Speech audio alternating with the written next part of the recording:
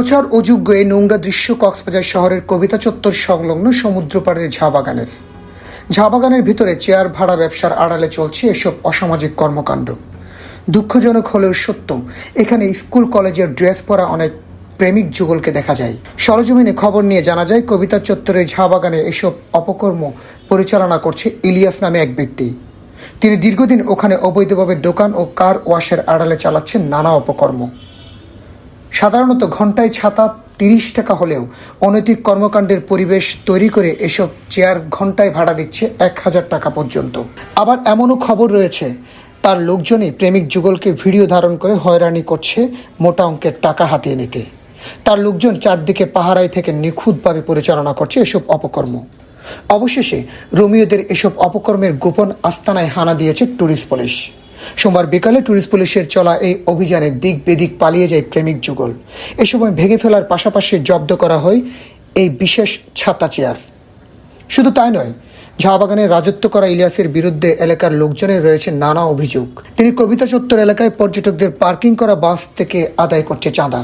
তার নিয়ন্ত্রণেই চলছে ওই এলাকার ছিনতাই সিন্ডিকেট। কারো সে পরিত্যক্ত ঘরে চলে মাদক সেবন ও বেচা বিক্রি। ইলিয়াসের এসব অপকর্মের বিরুদ্ধে প্রতিবাদ করলে সে নিজেকে প্রশাসনের আস্থাভাজন বলে প্রচার চালিয়ে লোকজনকে হুমকির মধ্যে রাখছে। তার অত্যাচারে অতিষ্ঠ এলাকাবাসী। 4 বন্ধু এদিক দিকে যাচ্ছি, দেখি এখানে অকাম চলতেছে। স্কুলের ছাত্ররা আসে এখানে প্রতিদিন, মানে শুক্র শনিবার বাদে আর প্রতিদিন এখানে আসে। দেখলে ইলিয়াস আছে আর অনির ভাই একটা আছে ইনুস, ওরা 2 ভাইয়ের মনে হয় সবটি এগুলা করে আর কি। আজকে 30 বছর এই কক্সবাজার না হোটেল রকম বর্তমানে কবিতা চত্বর বানায় ফেলছে মোহাম্মদ ইলিয়াস। চিন্তাকারী গোটপাদার হচ্ছে মোহাম্মদ ইলিয়াস।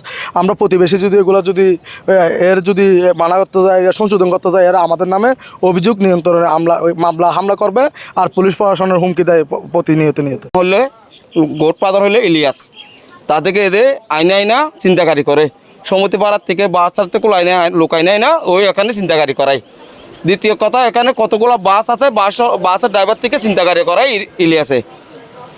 এখানে পুলিশের নাম দেয়, ওই আপনার ম্যাজিস্ট্রেটের নাম দিয়ে হতে এগুলো আমার লোক, ওগুলো আমার প্রশাসন। আমি যেটা বলি এটা আমি ব্যবহার করি ইলিয়াসে বলে। এই প্রসঙ্গে জানতে চাইলে বিষয়টি অস্বীকার করেন অভিযুক্ত ইলিয়াস। আর বিষয়টা হচ্ছে এলাকার লোকজন ছিনতাই করতে আসে এই এলাকায়। যখন আমি দোকান করি এরা আমার পিছনে লেগে আছে, 25 বছর করি নাই। এই সম্পর্কে জানতে চাইলে ট্যুরিস্ট পুলিশের অতিরিক্ত ডিআইজি জানান, পর্যটন সংশ্লিষ্ট জায়গায় এই ধরনের অপকর্ম কোনোভাবেই কাম্য নয়। এসবের বিরুদ্ধে ট্যুরিস্ট পুলিশ সবসময় কঠোর অবস্থানে রয়েছে। কোনো শুধুমাত্র বিচের সৌন্দর্য বর্ধনের জন্য এবং দেখার জন্য টুরিস্টরা বসতে পারবে, এখানে কোনো অনৈতিক কার্যকলাপ করবে কিট করে বসার কোনো সুযোগ নাই। ট্যুরিস্ট পুলিশের চলা এই অভিযানে সন্তুষ্টি প্রকাশ করেছে এলাকার লোকজন। সামাজিক যোগাযোগ মাধ্যমেও চলছে প্রশংসার ঝড়। ওমর ফারুক হিরো, চিটং টিভি অন, কক্সবাজার।